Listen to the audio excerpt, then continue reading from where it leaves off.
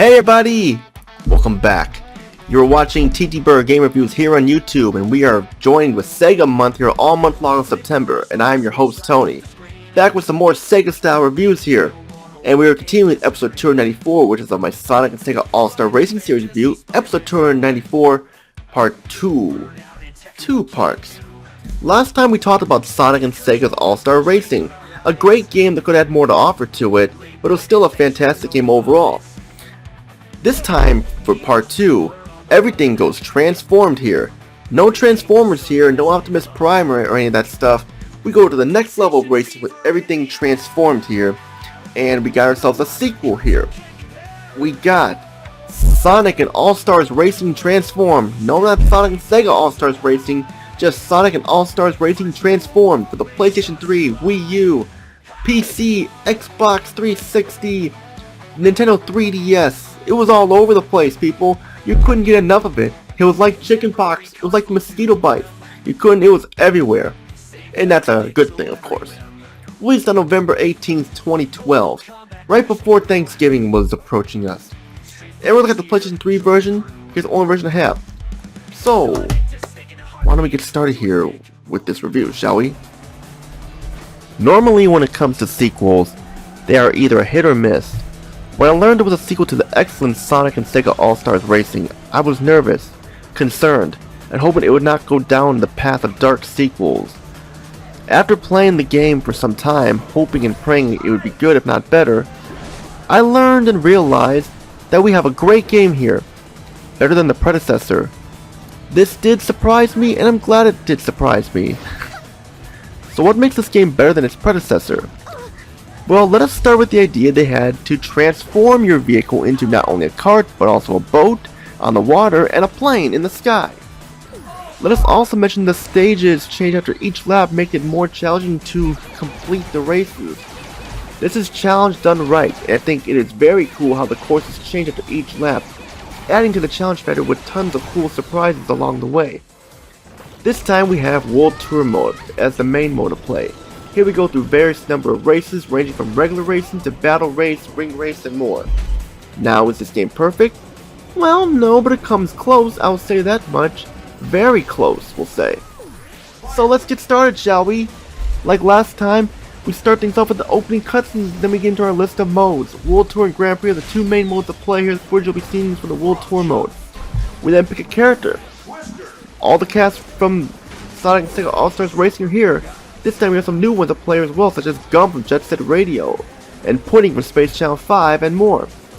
There are still too many Sonic the Hedgehog characters though, I'll say that much. But we have some guest characters here, like professional women's champion race car driver Danica Patrick makes an appearance along with Wreck-It Ralph. Wreck-It Ralph fits perfectly, even though I'm not a fan of him. But Danica Patrick, why is she here? She does not fit at all in the game. Like last time we were playing as Amy Rose, Sonic the Hedgehog, and Oolala from Space Channel 5. After we get everything ready, we get our engine started, and let's start the racing. As we can see here, the game's graphics are pretty good, if not better than last time. The character models look very detailed, and the environments are huge and colorful.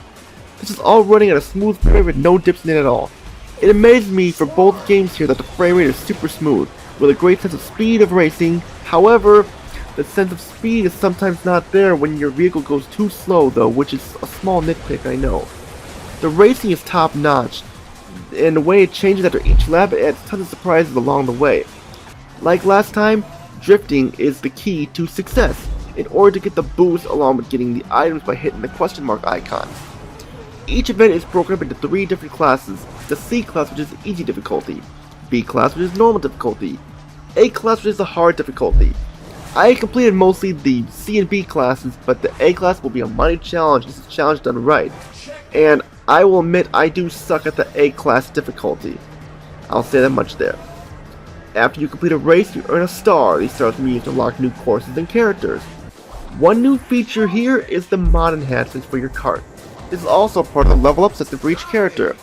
These range from speed, acceleration, balance, and also the character mod, which can do some fancy stuff.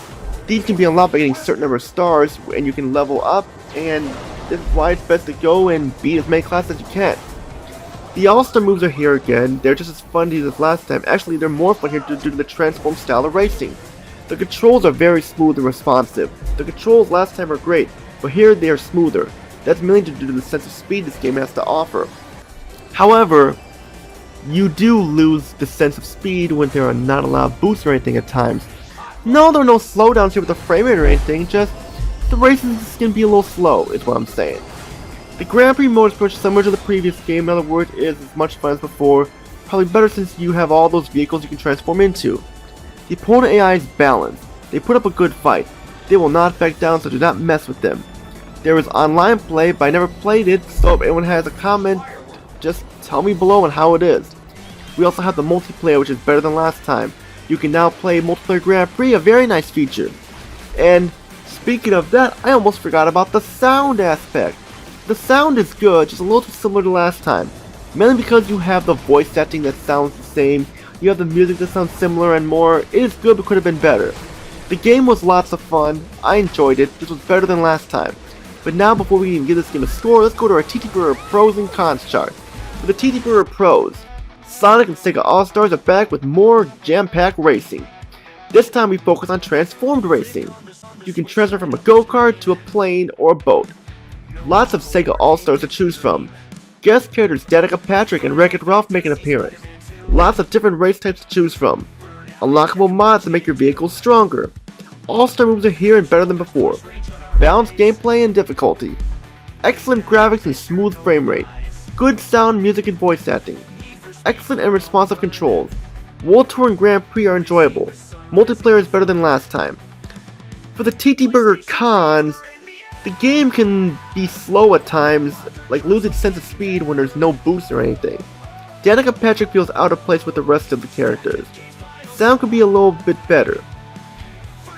And still too many Sonic characters, but those are the only complaints I have with it though, which is why we give our game a score here, so what do we give it? With everything I said here, I'm going to give this game a high score of a 9.5 out of 10.